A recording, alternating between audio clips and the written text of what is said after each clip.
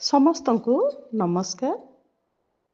ରୁଚି ରଚନା YouTube ଚ୍ୟାନେଲକୁ ପୁଣି ଥରେ ସମସ୍ତଙ୍କୁ ସ୍ୱାଗତ କରୁଛି। ଆଜି କଥାର ବିଷୟବସ୍ତୁ ହେଲା ଜିତେନ୍ଦ୍ରିୟ।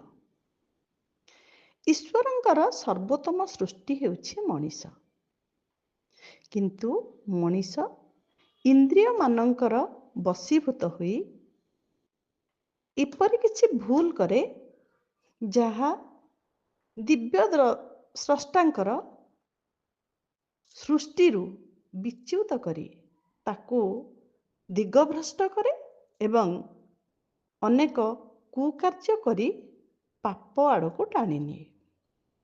ମହାମାନବମାନଙ୍କର ଗୁଣ ଭିତରେ ଜିତେନ୍ଦ୍ରିୟ ହେଉଛି ଏକ ମୁଖ୍ୟ ଗୁଣ, ଯାହା ତାଙ୍କୁ ମହାମାନବ ପଦବାଚ୍ୟ କରାଏ ଏବଂ ସତ୍ପଥରେ ପରିଚାଳିତ କରିବାକୁ ଶିକ୍ଷା ଦିଏ। କାମ, କ୍ରୋଧ ଓ ଲୋଭ ଏ ତିନୋଟି ପ୍ରତ୍ୟେକ ମନୁଷ୍ୟର ଚରମ ଶତ୍ରୁ।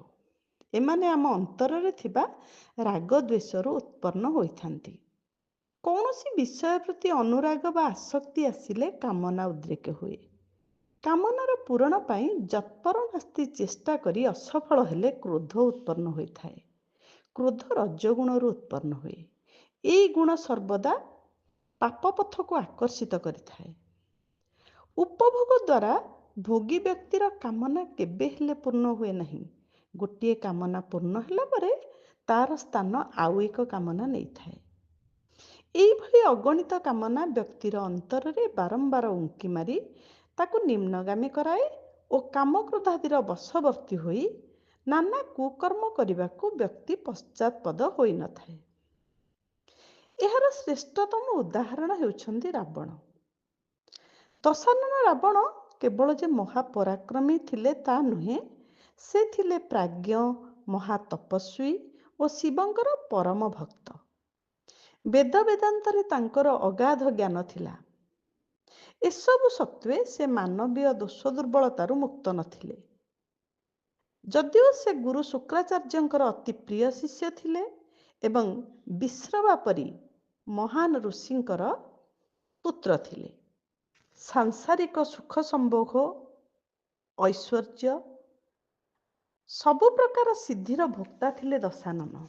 କିନ୍ତୁ ତାଙ୍କର ମନ ଭିତରେ ଥିଲା ଅଫୁରନ୍ତ କାମନା, ଲୋଭ, ମୋହ, କ୍ରୋଧ, ଅହଙ୍କାର ଆଦି କେତେକ ଦୁର୍ଗୁଣର ପ୍ରାବଲ୍ୟ ମଧ୍ୟ ଏହି ଶ୍ରେଷ୍ଠ ତପସ୍ୱୀଙ୍କୁ ପଥଭ୍ରଷ୍ଟ କରିଥିଲା। ଏସବୁର ଇଙ୍ଗିତରେ ପରିଚାଳିତ ହୋଇ ଶେଷରେ ସେ ନିଜର ପତନକୁ ଆମନ୍ତ୍ରଣ କରି ଆଣିଥିଲେ। ଦର୍ପଣ ଉପରେ ଧୂଳି ପଡ଼ିଗଲେ ତାହା ମଇଳା ହୋଇଯାଏ ଓ ସେଥିରେ ପ୍ରତିବିମ୍ବ ସ୍ପଷ୍ଟ ରୂପେ ପ୍ରତିଫଳିତ ହୋଇପାରେ ନାହିଁ। ନିଆଁ ଯେ ପର୍ଯ୍ୟନ୍ତ ଧୂଆଁ ଦ୍ୱାରା ଆବୃତ ହୋଇ ରହିଥିବ, ସେ ପର୍ଯ୍ୟନ୍ତ ତାର ପ୍ରକୃତ ସ୍ୱରୂପ ସେ ପ୍ରକଟିତ କରିପାରିନଥାଏ।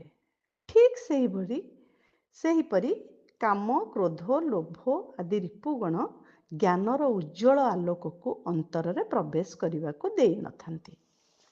କାମନାର ବିନାଶରେ ଦୁଃଖର ବିନାଶ, ଦୁଃଖର ବିନାଶରେ ନିର୍ବାଣ ପ୍ରାପ୍ତି।